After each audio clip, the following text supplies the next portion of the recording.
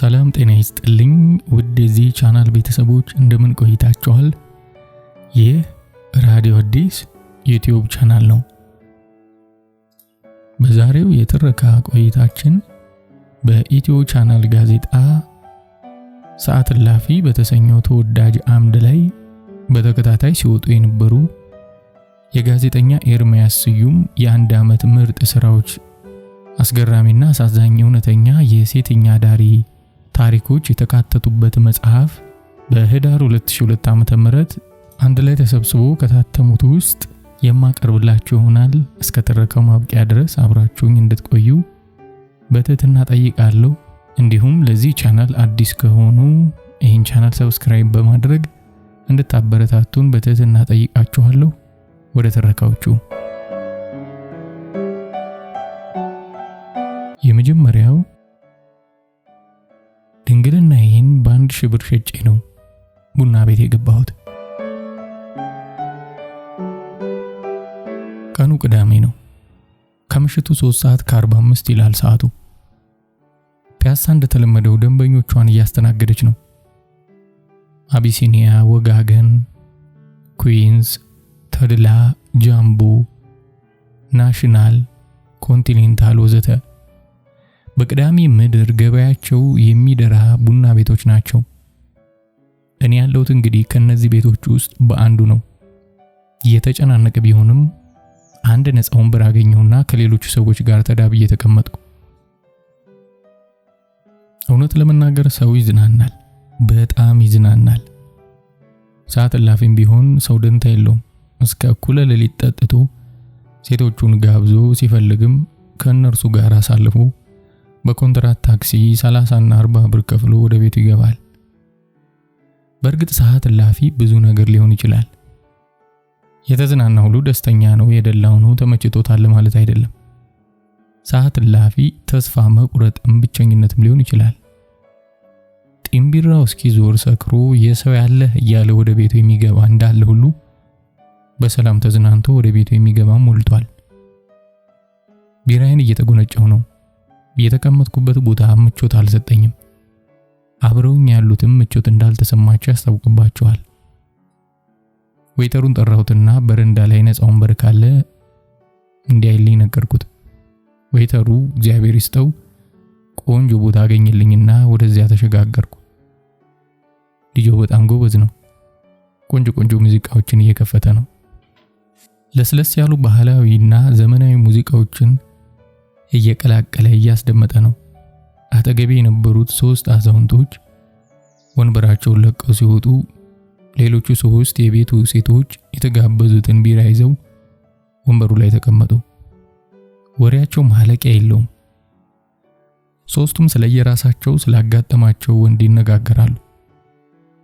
እነሱ የሚያወሩትን ነገር ለመስማት ጥረት ባደርግም አልሳካልህ አለኝ። ጆሮዬን ጣል ማድረግ ጀመርኩ። እግዚአብሔር ይስጣቸው በጨዋታው ተማርከው ነው መሰለኝ ሳይታወቃቸው ድምጻቸውን ከፍ እያደረጉ ሳቃቸውም እየጨመረ መጣ። 3ቱም በኃይል ሳቁና ችርስ እንደመባባል ብለው ወሬያቸውን ቀጠሉ። አንዷ ወፍራም ሴት ትረካዋን ቀጠለች። አሁን በጥሩ ሁኔታ ላይ እገኛለሁ። ጆሮዬን ቀስሬ የምታወራውን ልቅም አድርጌ መስማት ጀመርኩ። ትላንት አዳሬ በጣም ጥሩ አልነበረም። በዚህ ስራ እግዚአብሔርን ያማረርኩበት ቀን ቢኖር የትላንትናው ምሽት ነበረች። ሰውየው አጠር ያለው ፍራም ነው።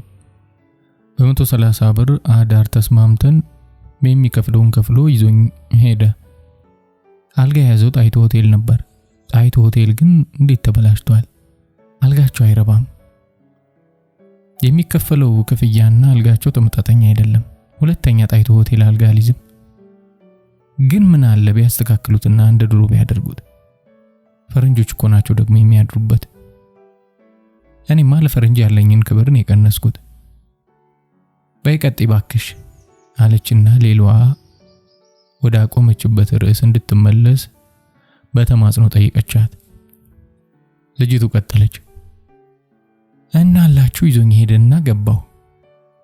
የያዝነው ክፍል ደብል ቤድሩም የሚሉት ነበር። ከገባን በኋላ እኔ አንዱ አልጋ ላይ ቁጭ እንዳልኩ እሱ ደግሞ ሌላው አልጋ ላይ ተቀምጦ ልብሶቹን አወላለቀና ወደኔ መጣ።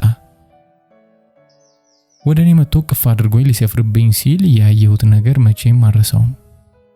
የሰውየው ዕቃ የሰው ልጅ አይመስልም። እናቴ ትሙት በጣም ነው የገረመኝ። አትነካኝም ብዬ እሪ አልኩ። እኔ እንደዛ አይነት ዕቃ ያለው ወንድ ልጅ ገጥሞኝ አያውቅም። በርሽን ከበላሽ በኋላ ነው አለና አንዴ በጥፊ ሲያጮለኝ ሞባይሉ ጮኸ። የሞባይል ጥሪ እመቤቴን የሚያመሰግን መዝሙር ነበር። አናግሮ ሲጨርስ በእመቤቴ ይዣለሁ ባክተውኝ ብዬ አለቀስኩበት። ድፍት ብዬም ለመንኩት። ሰውየው ግን የዋዛ አልነበረም፣ ሊለቀኝ አልቻለም። እንዲቹ ሲያሰቃየኝ ነው ያደረው። እንዲህ አይነት ሰው ሲገጥመኝ ለመጀመሪያ ጊዜ ነው። እንደተሰቃየው ሰውየውም እንዳስጠላኝ ተለያየን አለችና ውሏን አካፈለቻቸው። ሁለቱም ጓደኞቿ እያዘኑም እየሳቁም ነበር። ደግሞ ሁለተኛዋ ቀጠለች። በጣም የሚገርማችሁ ትላንትና ከ5 ዓመት በፊት የማውቀውን ደንበኛዬን አላገኘሁት መሰላችሁ አለችና ጉሮሮዋን በቢራ ማራስ ጀመረች። ልጅቱ ለመተረክ የተዘጋጀችው ከ5 ዓመት በፊት ስለነበረው ደንበኛዋ ነው። እርሷ ግን አንድ ፍሬ ልጅ ናት። እድሜዋ ከ20 የሚበልጥ አትመስልም። በስንት ዓመቷ ስራ ብትጀምር ነው? ቀጠለች። ይህ ደንበኛዬ የአንድ ደንበኛዬ ጓደኛ ነበር። ከደንበኛዬ ጋር እየመጣ አብረው ደንበኛዬ የሆነው ሰው ከቤት ተደውሎለት ተፈልጎ ሲሄድ ከጓደኛው ጋር አብረን አደርን። በዚያ ኩርፎ ዘግቶኝ ነበር። ትላንትና ግን አግኝቼው አብረን አደርን። በጣም ወቀሰኝ ብላ ሐሳቧን ሳትጨርስ የቤቱ ኃላፊ መጣና ቦታውን አስለቀቃቸው። በእነሱ ቦታ ሌሎች ሰዎች ተተኩ። አንዲት ጋምቤላዊትና አንድ ቺስታ የሚመስል ፈረንጅ ገቡ። ጋምቤላዊቷ የሚያምር ጥቁረት ያላት ናት። ልጅ እግር ናት። ቀዥቃዣም ናት። ከቅርብ ጊዜ ወዲህ ቡና ቤት ውስጥ የሚሰሩ የጋምቤላ ሴቶች እየበዙ ነው። የጋምቤላዋ ሴት ከ50 በላይ እድሜ ያለው የሚመስለውን ቺስታ ፈረንጅ ይዛ ከተፋለች። ቺስታው ፈረንጅና ጋምቤላዊቷ ሴት እንደተቃቀፉ ቢገቡም ያለምንም መስተንግዶ እንደተቃቀፉ ወጡ። የአፍሪካ ሙዚቃ ተከፈተ። ሴቶቹ ዳንሱን እያስነኩት ነው። አንዲት ልጅ እግር የአፍሪካ ሙዚቃውን ተጫውታ ስታበቃ አጠገቤ መጣችና ቆመች። ቁጭ በይ አልኳት። ወንበር ፈልጋ ተቀመጠች። ጠጭ አልኳት። ቢራ አልጠጣም አለችኝ። ወይተሩ ምን ልታዘዝ ብሎ ሲመጣ ሚሪንዳ አለችና ቀልቡን ገፈፈችው። ሴቶቹ ሚሪንዳ ሲያዙ ወይተሮቹ አይወዱም። ባይጠጡትም ቢራ እንዲያዙ ይፈልጋል። ይህ የቤቱ መመሪያ ይሁን አይሁን ባይታወቅም ወይተሩ ግን ተናዶ ነበር። ሚሪንዳውን ይዞ ሲመጣ ፊቱን አኮሳትሮ ስለነበር ትንሿ ልጅ በፍራቻ ነው መሰለኝ እሺ ቀይርልኝ አንድ ቢራ አልጠጣ አለችና ሐሳቧን ቀየረች። የወይተሩ ግልምጫና መኮሳተር ሐሳቧን አስቀየራት። ምናልባትም ቢራ አትጠጣም ተብላ ኃላፊው ዘንድ አለያም ባለቤቱ ዘንድ ለግምገማ ስለምትቀርብ ፈርታ ሊሆን ይችላል። አንዳንድ ኃላፊዎችና ባለቤቶች ሴቶቹን አንቀጥቅጠው ነው የሚገዟቸው። ሴቶቹ ከአንድ ቡና ቤት ሲባረሩ ወደ ሌላው ቡና ቤት ተዘዋውረው መስራት ቢችሉም የሚሰሩበት ቡና ቤት ውስጥ ደንበኞች ስለሚያፈሩ አንዱን ቤት ለቀው ሲወጡ ብዙ ነገር ያጡ ይመስላቸዋል።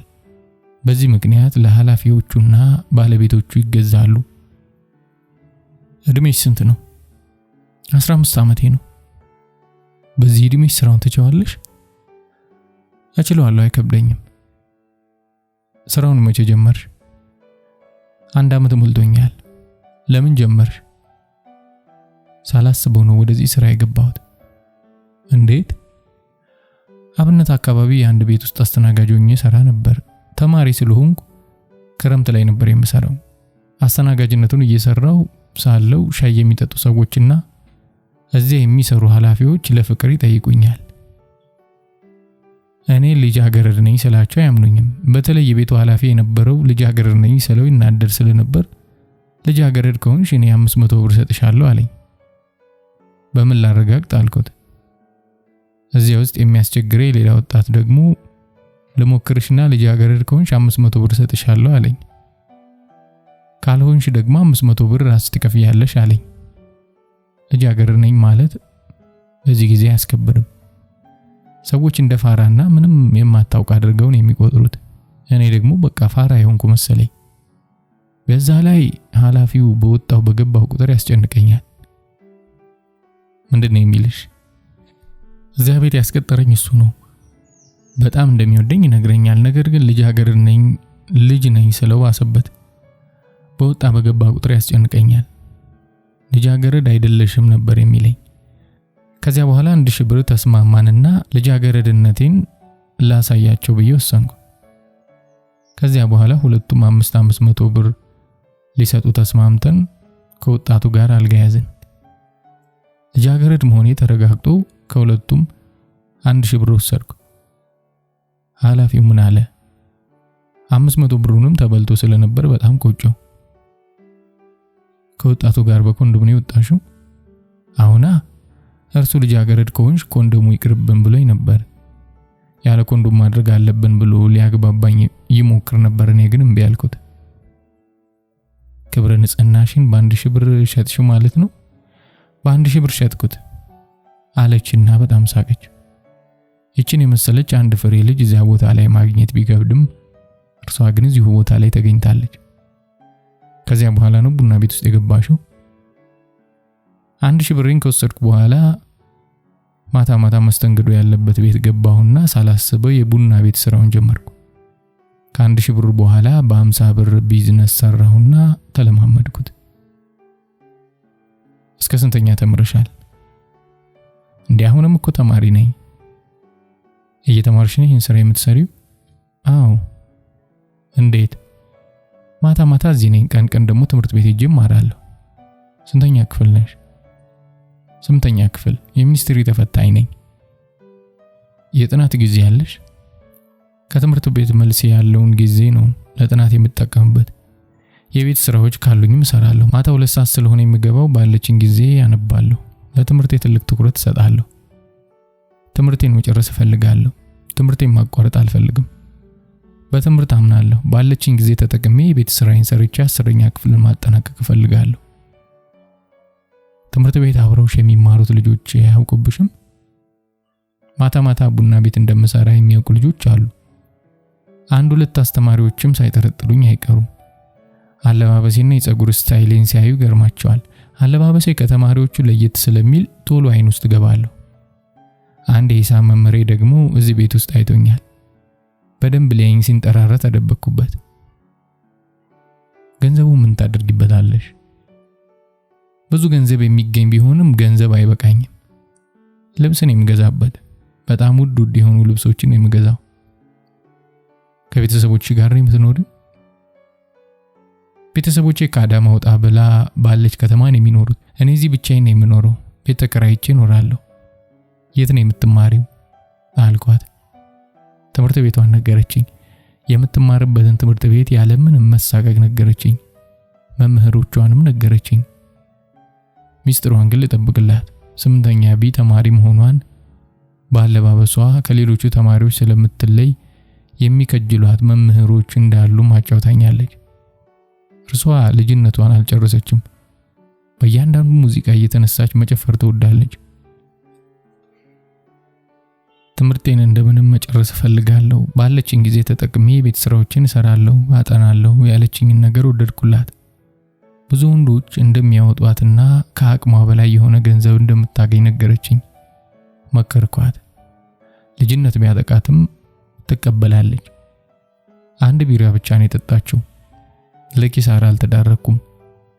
ያለብኝን የ3 ቢራ ሂሳብ ከፍዬ ተሰናብቻት ወጣሁ። ሁለተኛው ደግሞ ሽሻ ካልተጠቀምኩ አይኔ የሚገለጥ አይመስለኝም ትላለች። ቺቺኒያ የእብደት መንደር፣ ቺቺኒያ የጥጋብ መንደር፣ ቺቺኒያ የቆነጃጅቶች መንደር፣ ቺቺኒያ የሀብታም ጠጪዎች መንደር፣ ቺቺኒያ የሱሰኞችና የሴሰኞች መንደር፣ ቺቺኒያ የዘራፊዎችና የቀማኞች መንደር። እነዚህ ሁሉ የቺቺኒያ መገለጫዎች ናቸው። በእርግጥም ቺቺኒያን የተባለ ሁሉ ገልጻታል። በቺቺኒያ እብደት አለ። ሰው ያብዳል። ሰው በብዙ ነገር ያብዳል። መጠጥ ጠጥቶ ያብዳል። ከአንዱ የቺቺኒያ ቆንጆ ጋር ፍቅር ይዞት ያብዳል። ሀብታም ጠጪዎች በውስኪ እየተራጩ ያብዳሉ። ሱሰኞችና ሴሰኞች ያብዳሉ። ቺቺኒያን ካልጎበኙ የሰላም እንቅልፍ አያገኙም። ዘራፊዎችና ቀማኞች በውስኪ የሚራጩትን ሀብታሞች ፍለጋ ቺቺኒያ ይመሽጋሉ። ሀብታሞቹ በውስኪ ተራጭተው ግንብ እየታከኩ ሲሄዱ የዘራፊዎቹ ሲሳይ ይሆናሉ።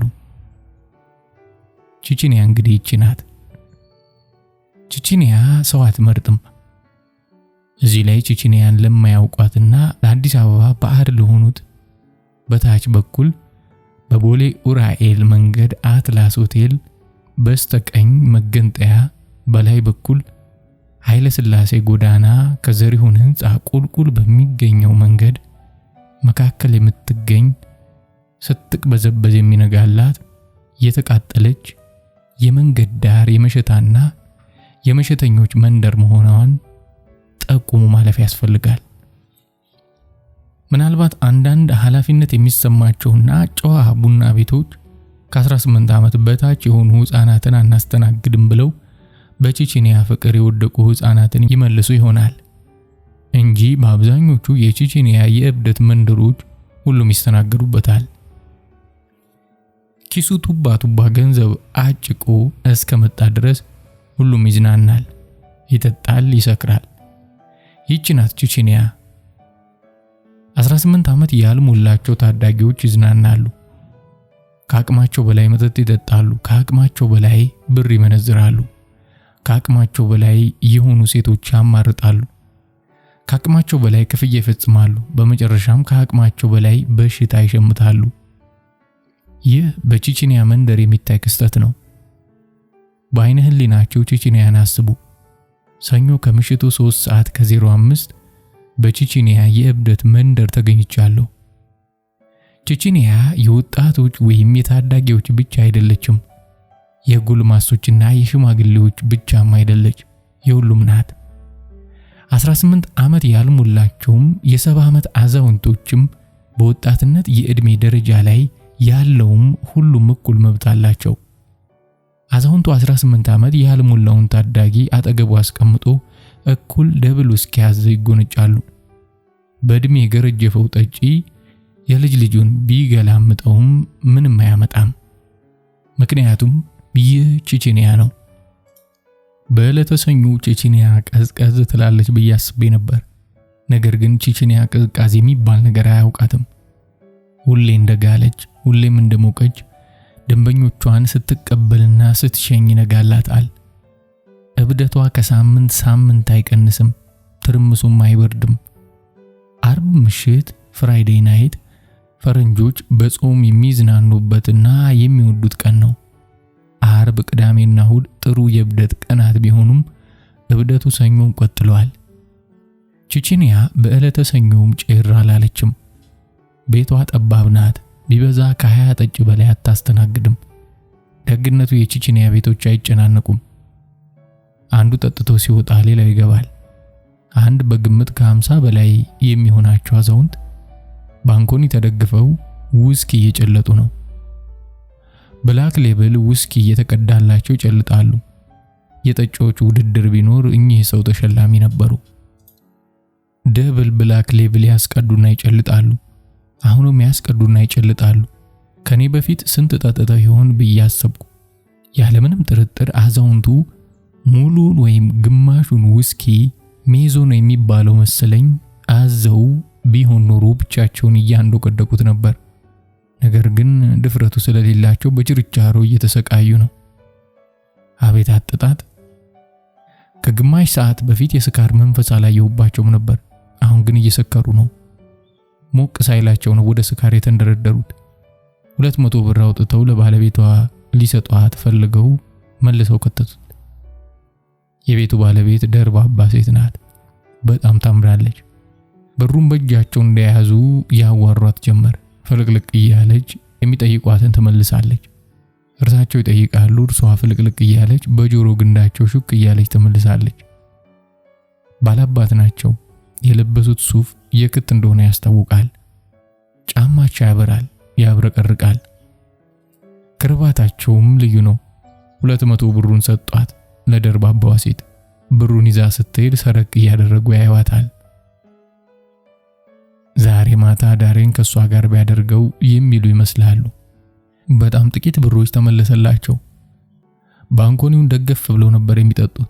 አሁን ዘና ብለው ቆሙና ሰላምታ ተለዋውጠው ቤቱን ጥለው ሊወጡ ተዘጋጁ። ሰክረዋል፣ እየተንገዳገዱ ነው። በሩን ከፍተው ወጡ።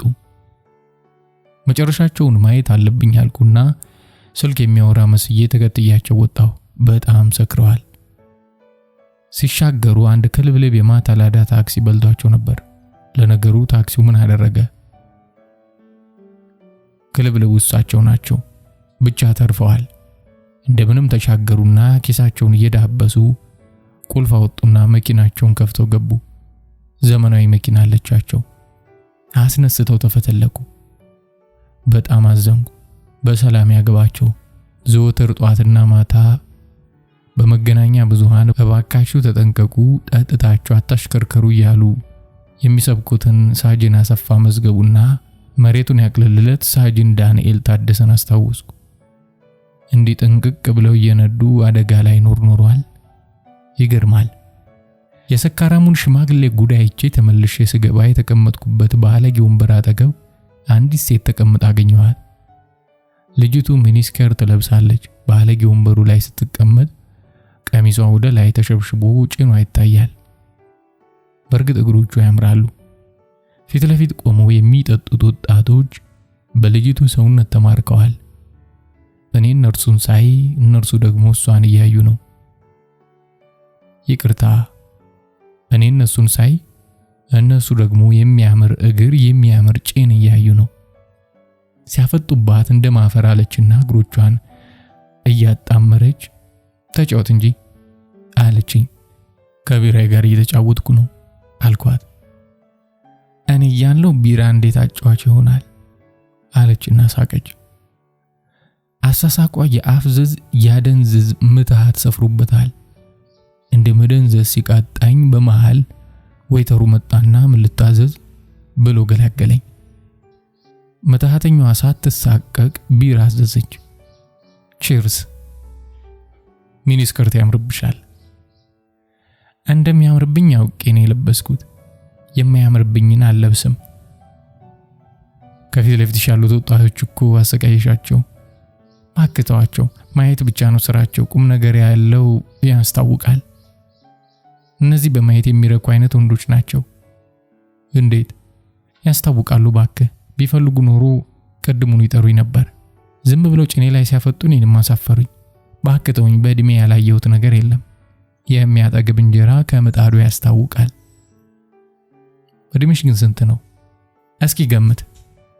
26። በስማ ምን ነው አበዛውት? በጣም እንጂ። ለነገሩ ሰው ሁሉ አያምነኝም። ታህሳስ ላይ ነው 19ኛ ያስኩት። ግን አትመስይም። ልክ ነህ፣ ሰው ሁሉ ይለኛል። ስራ መቼ ጀመርሽ? 1 ዓመት ከ3 ወር ሆኖኛል። ስራ የጀመርኩት እዚህ ቤት ውስጥ ነው። የድሬዋ ልጅ ነኝ። ከ2 ዓመት በፊት ከድሬዳዋ ስመጣ አክስቴ ቤት ትምህርት ጀምሬ ነበር። ከአክስቴ ጋር መስማማት ሲያቅተኝ ስራ ፈልጉልኝ ብዬ ደላሎች ጋር ሄድኩ። ደላሎቹ ደግሞ እዚህ ይዘውኝ መጡ። ቡና ቤት ነበር የፈለግሽው አንቺ? ባለቤቷ ነች ያግባባችኝ። እኔ እንኳን ያስተናጋጅነት ስራ ነበር የፈለግኩት። ነገር ግን ባለቤቷ አግባባችኝና ስራ ጀመርኩ። ለመድኩት አለችና ሞባይል ስልኳን ድምጽ ሲያሰማ ወጣ ሄደች። ተመልሳ ስትመጣ ፊቷ ተቋቁሮ ነበር። ምን ሆንሽ አልኳት።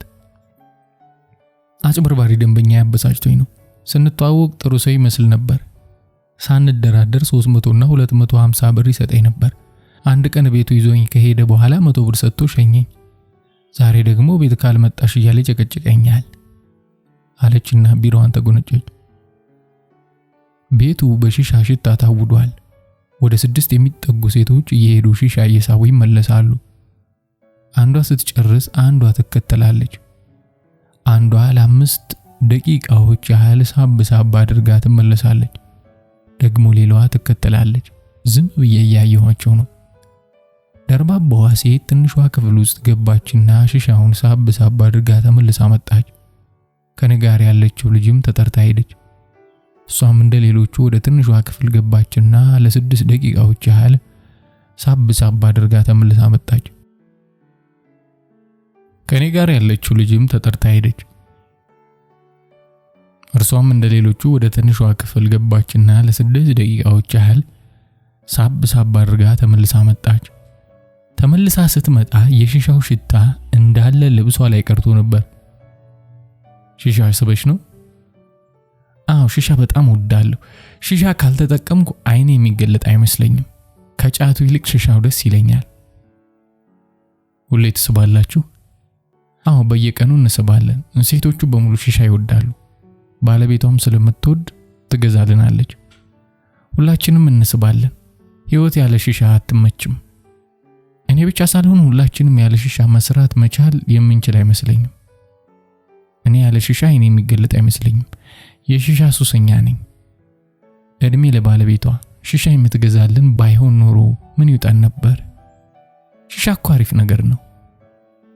ሁላችንም ልንጠቀመው የሚገባን፣ ጉዳት የለውም። ደግሞም እኮ ፊት ያጠራል።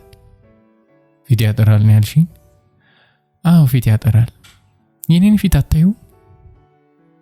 የልጅቱ ተንቀሳቃሽ ስልክ ረፍት የለውም። አሁንም ይደውልላታል። እየወጣች አናግራ ትመለሳለች። አንዳንዱ ያናድዳታል፣ አንዳንዱ ያስቃታል። አቤት ደንበኞቿ ብዛታቸው! የህብደት የጥጋብና የቆንጃጅት መንደር በሆነችው ቺቺኒያ ያገኘዋት ወጣት ታሪክ ማለቂያ ያለውም አይመስልም። የቺቺኒዋ ቆንጆ ከሺሻ በፊት ጫትን የምታውቅ ቢሆንም የሺሻ ተገዥ ሆናለች። ጫት ያለ ሺሻ አይታሰብም ለቺቺኒዋ ወጣት። ሺሻን እንዴት ለመድሽ?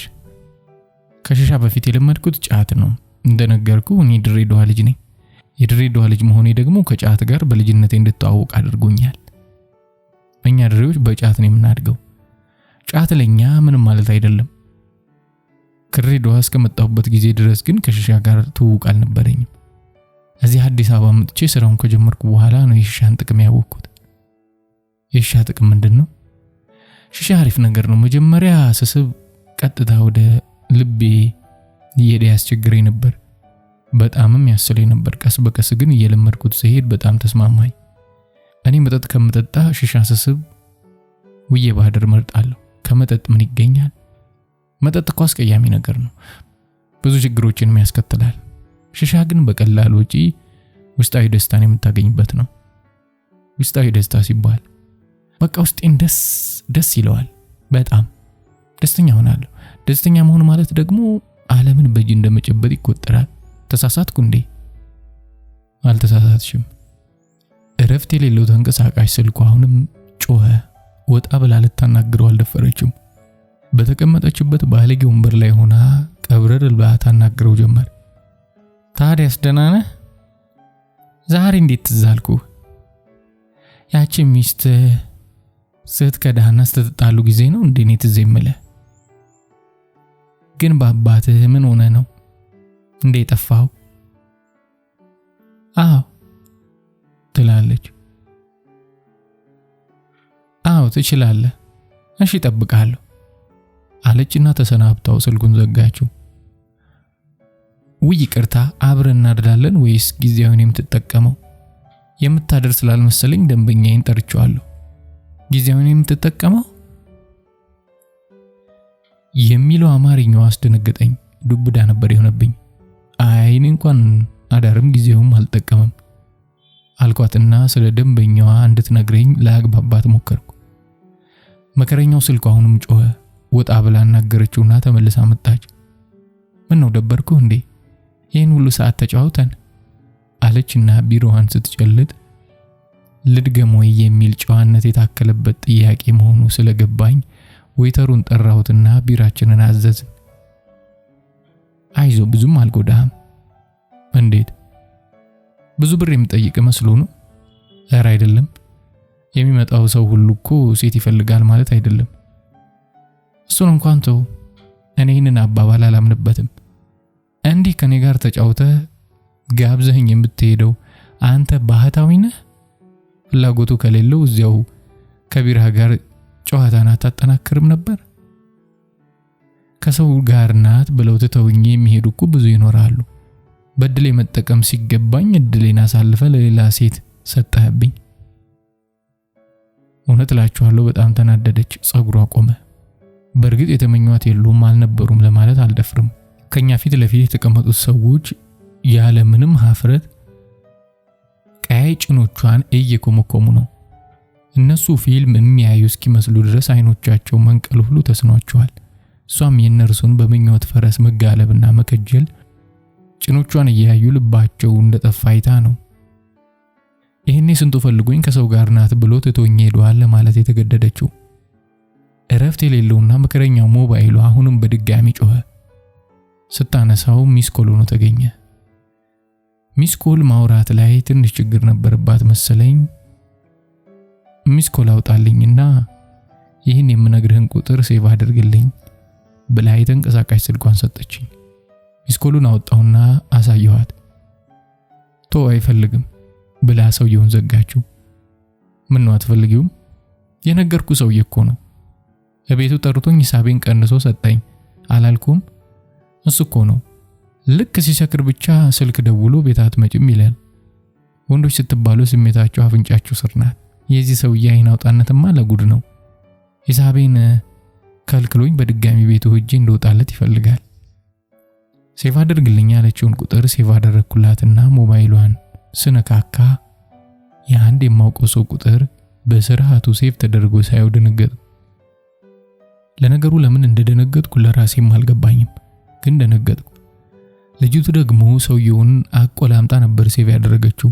ለምሳሌ ከበደ ቢሆን የሰውየውን ስም ከብዬ፣ ናትናኤል ቢሆን ናትዬ አይነት። የሰውየው እውነተኛ ስም ላይ ያከላበት ሴቭ አድርገዋለች። ይሄ ሰውዬ የተከበረ ሰው ነው። ባለ ትዳርና የሁለት ልጆች አባትም ነው። በቅርብ ወዳታለሁ አፈቅራታለሁ የሚላት ሚስቱ ነፍሰ ጡር ስለሆነች ወንድ ልጅ ከነቃጭሉ ዱብ ታደርግልኛለች ብሎ በጉጉት እየተጠባበቀ እንደሆነ አውቃለሁ። ነገር ግን የሰውየው ቁጥር በልጅቱ ሞባይል ላይ ሰፍሯል። ለምን ስልኩን ሰጣት? ደንበኛው ተሆን ወይስ እንዴት ተገናኙ? ብዙ አሰብኩ። ለነገሩ ምንም ቢሆን አያገባኝም። ውሽማውስ ብትሆን እኔ ምን አገባኝ? እዚህ ጉዳይ ውስጥ ምን ጥልቅ አድርጎኝ ነው እንዴ የተጨነቅኩት? ብቻ ለራሴም ሊገባኝ ባልቻለ ምክንያት ተናድጃለሁ። መጥፎ እንጂ ጥሩ ነገር አልታይም አለኝ።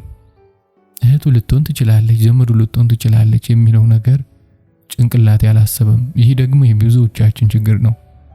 ውሽማስ ብትሆን ምን አገባኝ? ብዙ ጓደኞች አሉሽ? ሴቭ የተደረጉት ሁሉ ደንበኞችሽ ናቸው? አዎ ደንበኞቼ ናቸው። ሁሉም ደንበኞችሽ ናቸው? አዎና። ስልኬ ላይ ሴቭ የተደረጉት አብዛኞቹ ማለት ይቻላል ደንበኞቼ ናቸው።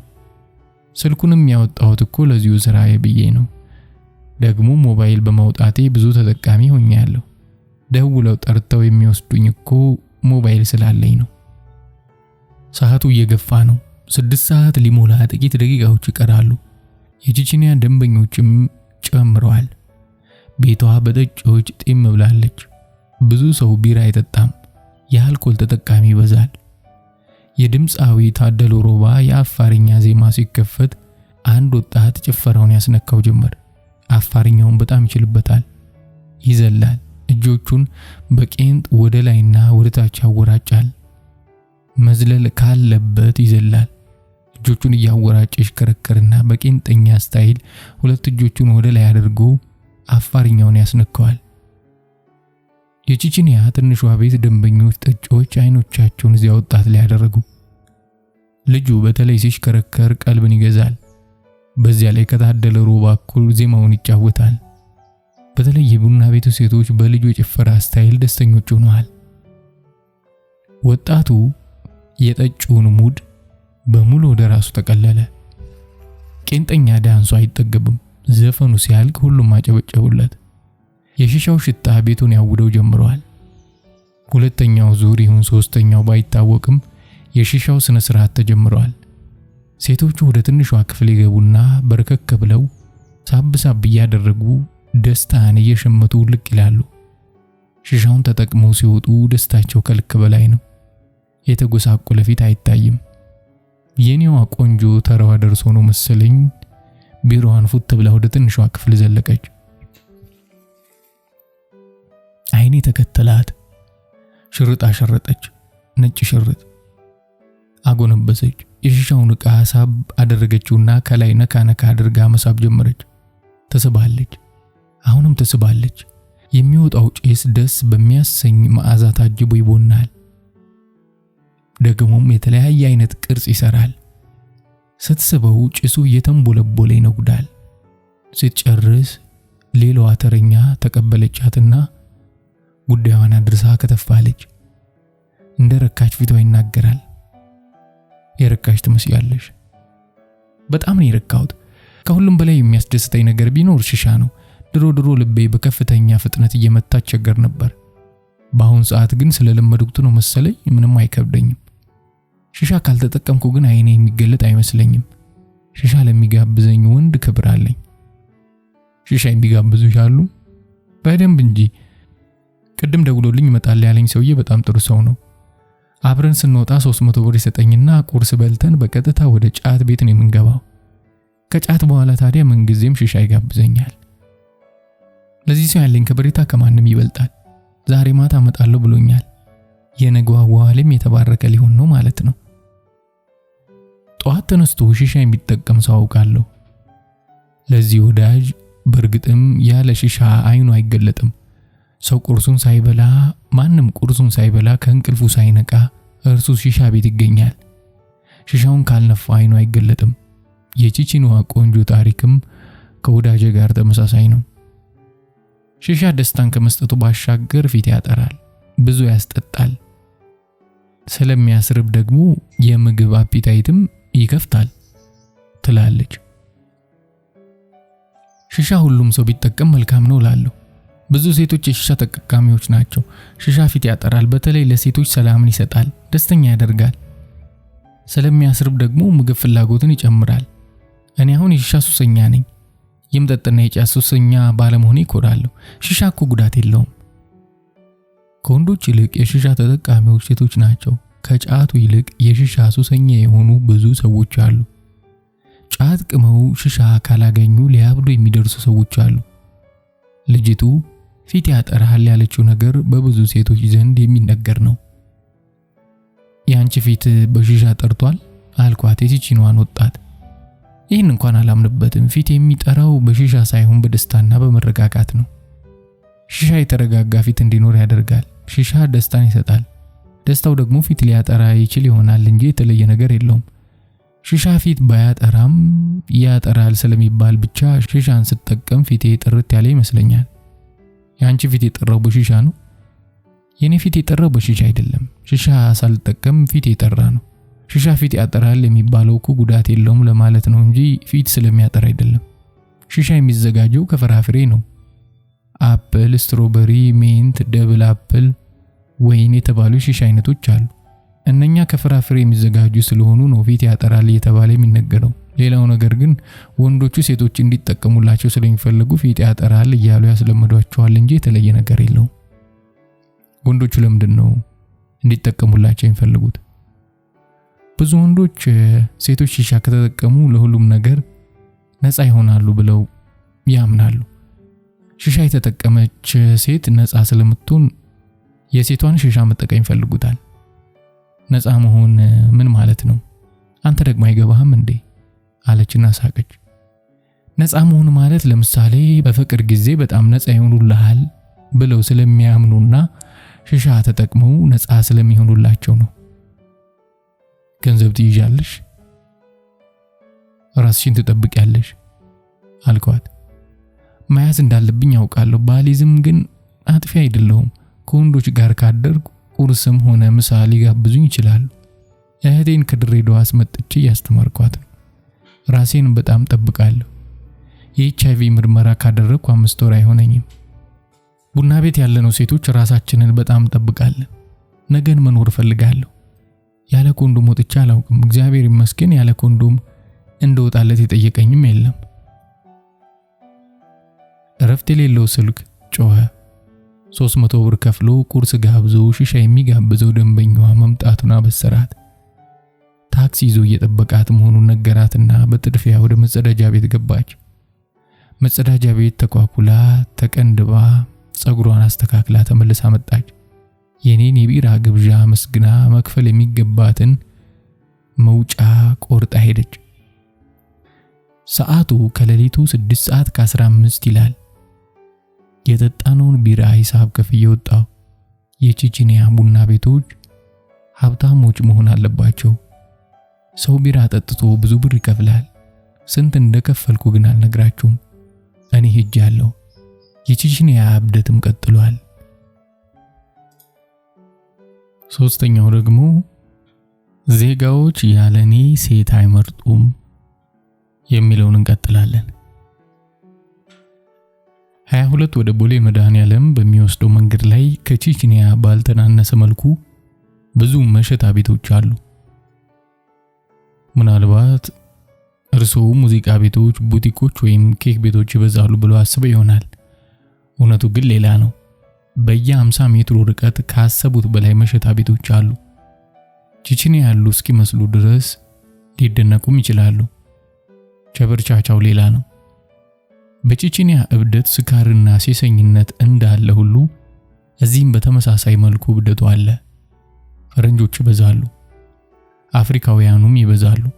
የአፍሪካ ህብረት ስብሰባን ምክንያት በማድረግ ይመስላል እያንዳንዱን መሸታ ቤት የተቆናተሩት እስኪመስል ድረስ ተሰግዝገው የሚጨልጡ አፍሪካውያኑ ናቸው። በ22 አካባቢ ያሉትን የቼቼንያ ቅርጽና ይዘት ያላቸው ሌሊቱን ሙሉ የሚታበድባቸው መሸታ ቤቶችን እንቁጠር ብንል ጊዜ አይበቃንም። መሸታ ቤቶቹ ከቼቼንያ አይለዩም። በጣም ጠባቦች ናቸው። በተለምዶ ባለጌ ወንበር የሚባሉ ወንበሮች ተደርድረው ቆመዋል። 10 ሰው ከገባ ቤቱ ይጨናነቃል። በዚያ ላይ ከ5 የሚበልጡ ሴቶች አሉ። ባለቤቷ አለች። አንድ ብርጭቆ አጣቢ፣ አንድ ዌተርና አንድ ዲጄ ሲጨመርባት ደግሞ ቤቷ ጢም ትላለች። ድብርት ቤት የተጫጭኖት ቢንጠራሩ የአንዱን ሰካራም ይቅርታ የአንዱን ጠጫዬ አገጭ ሊያወልቁት ይችላሉ። እና መንጠራራት ቢያስፈልጉ ድብርት ቢጫጫኑ እንኳን መንጠራራት አይቻሉትም።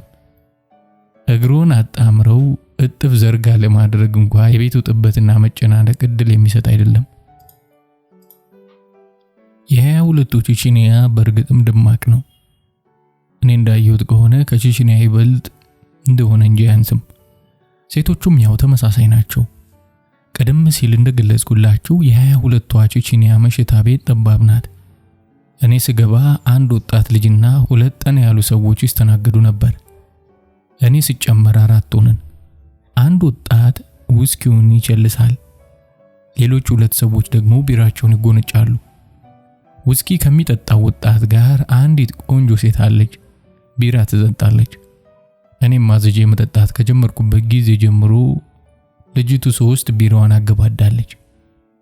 ዌተሩ ሂሳብ እንዳይምታታበት ይመስላል የጠጣችውን ቢራ ጠርሙስ እዚያው ደርድሮላታል። በኤግዚቢት የተያዘ እስኪመስል ድረስ ወደ 6 የሚጠጋ ቢራ ተደርድሯል። ባለ 14 ኢንች ቲቪዋ የካሜሩንና የቱኒዚያን ጨዋታ እያሳየች ነው። ጨዋታው ተጀምሮ 20 ደቂቃዎች እንዳለፉ መሸታ ቤቷ በጠጪዎች ተጨናነቀች። ጥቂት ሰዎች ሲጨመሩባት ጢም ብላ ሞላች። የካሜሩኑ ብሔራዊ ቡድን ሲቀናው ይጨፍራል። የቱኒዚያ ብሔራዊ ቡድን አግብቶ ቡድኖቹ አቻ ሲሆኑ ደግሞ መሸታ ቤቱ ጸጥ ረጭ ይላል። ቦታውም ልክ እንደዚያው። ደግሞም ስለ ግብጽ ብሔራዊ ቡድን ጨዋታው ይደራል። ያረዱት ከብት ሳይጠቅማቸው አልቀረም። ላሚቷን አርደው ሲያበቁ ለምስኪን ጋናውያን ነው ያበሏቸው አሉ። እነርሱ የተጠቀሙበት ዘዴ እስከ ዋንጫም ሳያበቃቸው አይቀርም እያሉ ያወራሉ። በእርግጥ ስታቲክስ አልተሰራም እንጂ ትክክለኛ ጥናት ተካሂዶ ቢሆን ኖሮ የግብጽ ብሔራዊ ቡድንን ወዳለው የሚል አይገኝም። ለምን እንደሆነ ግን አይታወቅም። የትንሿ መሸታ ቤት ጨዋታ ደርቷል። ሌሎች ሴቶችም እየገቡ ነው። አንዲት በጣም ትንሽ 15 ዓመት እንኳን የሞላት የማትመስል ሕፃን ልጅ ዝንጥ ብላ ገባች። ለካስ ሰዓቷ ኖሯል። አንዲት በጣም ወፍራም ሴት ደግሞ ተከትላት ገባች። እርሷም የቤቱ ተቀጣሪ ናት። አቤት ውፍረት! አቤት የመቀመጫዋ ስፋት! በዚያ ላይ ውበት ብሎ ነገር አልፈጠረባትም። በዚህ ዘመን ውስጥ ፉንጋ ፈልጎ ማግኘት የማይታሰብ ነው። በዛች ጠባቧ መሸታ ቤት ግን ፉንጋ ሴት ለማግኘት ተችሏል። ልጅቱ በእርግጥም አስቀያሚ ናት። ውስጧ ማንነቷ ወርቅ ይሆናል እንጃ። መልክ ብሎ ነገር ግን አልፈጠረባትም። አንዳንዶቹ መልክ ይነሳቸውና ምን የመሰለ ቁመና ሰጥቶ ይከሳቸዋል። ለአንዳንዶቹ ደግሞ መልክ ሰጥቶ ቁመና ይነሳቸውና በመልካቸው ብቻ ይኮፈሳሉ። አንዳንድ ሴቶች ደግሞ ቁንጅና አነስቶ ምን የመሰለ ዞማ ጸጉር ሰጥቶ ይከሳቸዋል። አየግዜር ስራ። ልጅቱ ግን ምንም የላትም። በጣም ወፍራም ናት ብያቸዋለሁ። የመቀመጫዋ ስፋት ልነግራቸው አልችልም። እግሮቿ ይህን ያህል ግዙፍ ሰውነት እንዴት ሊሸከሙ እንደቻሉ ሳያስገርመኝ አልቀረም። የመልኳ አስቀያሚነት ልትገምቱት ከምትችሉት በላይ ነው። ጸጉር ብሎ ነገር አላደላትም። ጥርሷ ገጣጣ ነው። ምንም አትስብም። ግና ስራ አላት አሉ። ቆንጆዎች ነን ከሚሉት ቁመናን ከውበት ጋር ከታደሉት ሴቶች ይበልጥ ቢዝነስ አላት። ቢዝነሷን ታቀላጥፈዋለች። ትንሽዬዋ ልጅ ባንኮኒው ላይ ተደግፋ አይኖቿ ሲኩለጨለጩ ጠራኋትና በደስታ እየተፍለቀለቀች መጣች። ይህችን ሕፃን ልጅ በመለስተኛ ትምህርት ቤት እንጂ መሸታ ቤት ማግኘት ቢከብድም እርሷ ግን ሽክ ብላ ዝንጥ ብላ መሸታ ቤት መሽጋለች። በሆነው ባልሆነው ስትገለፍጥ ጊዜ ምን ትጠጪ አልኳት። አጠያየቄ ልክ አልነበረም መሰለኝ። እንደተሳሳትኩ የገባኝ ከጥቂት ደቂቃዎች በኋላ ነው። የምትጠጣውን ለዌተሩ ሹክ አለችው። ምን አዛ ነው ብዬ ስጠይቅ ዌተሩ አንድ ደስ የሚል ጠርሙስ ከኮካ ጋር ይዞ ከተፋለ። ጽሑፉን ሳነበው ማርቲኒ ይላል። ከዚህ ቀደም ሰምቼውም አይቼውም አላውቅም። አንድ መለኪያ ቀዳላትና ከኮካው ጋር በርዛ አስቀመጠችው። ኋላ ላይ ችርስ አለችኝና መጎንጨት ጀመረች። በዚህ እድሜሽ አልኮል ትጠጫለሽ? ተሳስተሃል። ይህን መጠጥ አታውቀውም እንዴ?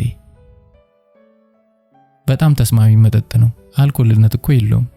የአልኮልነት ባህሪ ቢኖረው ኖሮ አልጠጣውም ነበር። እስኪ ቅመሰው፣ አንተም ተወደዋለህ አለችና ወደኔ ያስጠጋቸው። ቀመስኩት። ብቻውን ሲቀዳ ከለሩ ሌላ ነበር። ኮካ ሲቀላቀልበት ግን ከለሩ ሙሉ ለሙሉ ተቀየረ። ቀመስኩት። ደስ የሚል ጣዕም አለው። ደስ የሚል ቃናም አለው። የለስላሳ መጠጦች አይነት ጣዕም ያለው ሆኖ ይህ ግን ይበልጥ ለስላሳ ነው። እየቆየ ሲሄድ ምን መልእክት እንደሚሰጥ ሞቅታ አይኑሮ ባላውቅም ማርቲኒ ደስ ይላል። ሂሳቡ ስንት ይሆን እያልኩ እያብሰለሰልኩ ብዙ እንደማይሆን አምላኬን እየተማጸንኩ ጨዋታዬን ከትንሿ ልጅ ጋር ቀጠልኩ። ሕፃኗ ልጅ ጨዋታ አዋቂ ናት። ጨዋታ ትወዳለች። ስለ ሙዚቃ ያላት ዕውቀት ደግሞ ላቅ ያለ ይመስላል። በጣም ራዲዮ አድማጭ እንደሆነች ነገረችኝ። መጽሐፍ ማንበብ ትወዳለች። ቅዳሜን በጣም ወዳታለሁ። ቴዎድሮስ ሞሲሳ ስለ ቅዳሜ የዘፈነው በጣም ምርጥ ዘፈን ነው። እንደውም የእንጀራ ነገር ሆኖብኝ ነው እንጂ ቅዳሜን ከቤት መውጣት አልወድም። ቀኑን ሙሉ ከቤት ሳልወጣ ራዲዮ እያዳመጥኩ ውል ደስተኛ ነኝ። ነገር ግን የእንጀራ ነገር ሆኖ ምን አደርጋለሁ? አንዳንድ ጊዜ የተፈጥሮ ግዴታ የሆኑ ቅዳሜን እረፍት ሳደርግ ከፍተኛ የሆነ ደስታ ይሰማኛል በማለት የቴዎድሮስ ሞሲሳን ቅዳሜ አልበም አደነቀች። ደግሞ ወደ ታምራት ተመለሰች። ታምራትን ማደነቀች። ታምራት ጎበዝ ዘፋኝ ነው። የዘፈኑ መልእክት ደስ ይላል። ተመልከት አለችና ዲጆን በምልክት አንድ መልእክት አደረሰችው። ወዲያው የታምራት ሳያት ታሳዝነኛለች ዘፈን ተከፈተ። ይህን ዘፈን ልብ ብለህ አዳምጠዋል? መልእክቱ ጥልቅ ነው። በጣም ኃይለኛ መልእክት አለው። ሳያት በጣም የምታሳዝናት። ሳያት ተደፍራለች። ሳያት በህይወቷ ላይ ትልቅ ቅዠት ደርሶባታል። ስለሷ ያልተባለ ያልተነገረ መጥፎ ነገር የለም። ብዙ ችግሮች ናቸው የደረሱባትና ሳያት ታሳዝነኛለች የሚለው ዘፈን ደስ ይላል። ሳያት ራሷም ታሳዝነዋለች። ሳያትም ደግሞ ይበልጥ ታሳዝነዋለች።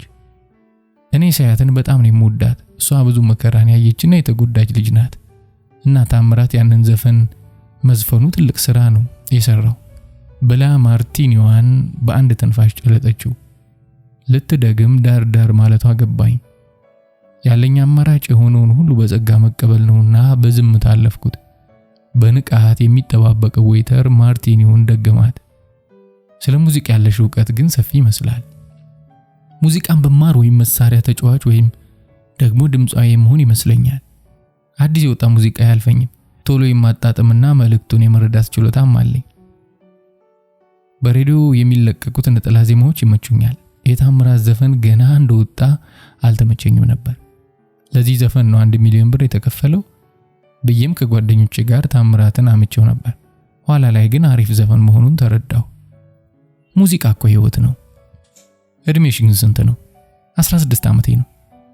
እስከ ስንተኛ ክፍል ተማርሽ? እንዴ አሁንም እየተማርኩ ነው። የ7ኛ ክፍል ተማሪ ነኝ። እየተማርሽ ነው የምትሰሪው? አዎ የቀን ተማሪ ነኝ። 10ኛ ክፍል እስካጠናቀቅ ድረስ አልተውም። ስራውን እየሰራውን ቢሆን ትምህርቴን ማጠናቀቅ ፈልጋለሁ። የሚያውቅብሽ የለም? ማንም አይጠረጥረኝም። አንደኛ ነገር በዩኒፎርም ነው የምንማረው። ዩኒፎርም ሲኖር ደግሞ ሁሉም ተማሪ እኩል ይሆናል። አንዱ ከአንዱ ተበላልጦ አይታይም። ዩኒፎርም ካለ ሀብታምና ድሃ ተማሪ የትኛው እንደሆነ አይታወቅም።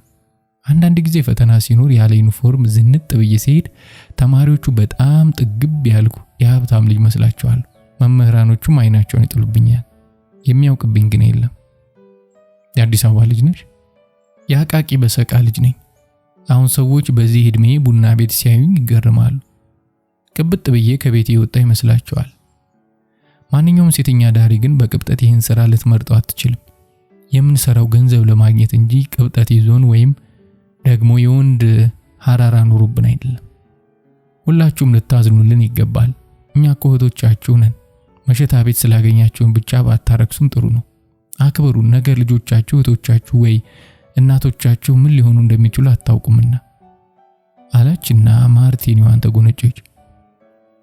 በጣም ተናጋሪ ናት፣ በሳልም ናት። የምትናገራቸው ነገሮች ሁሉ ከሷ የሚወጡ አይመስሉም። በጣም አስተዋይ ናት። አስቀያሚዋ ወፍራም ሴትዮ ስታልፍ ሁለታችንም አየናት። ሕፃኗን ልጅ ገላመጠቻት። አትግባቡም አልኳት። እሷ ከማን ጋር ትግባባለች ብለህ ነው? መልክ የላት ጸባይ የላት አይነት እኮ ናት አለችኝ። ግን ይህን ያስፈሪ መልክ ይዛ ከእናንተ ጋር ተወዳድራ እንዴት መስራት ትችላለች ብዬ ጠየቅኳት። ሳቀችና ከኛ የተሻለ ስራ አላት። ወንዶች ይቀርቧታል።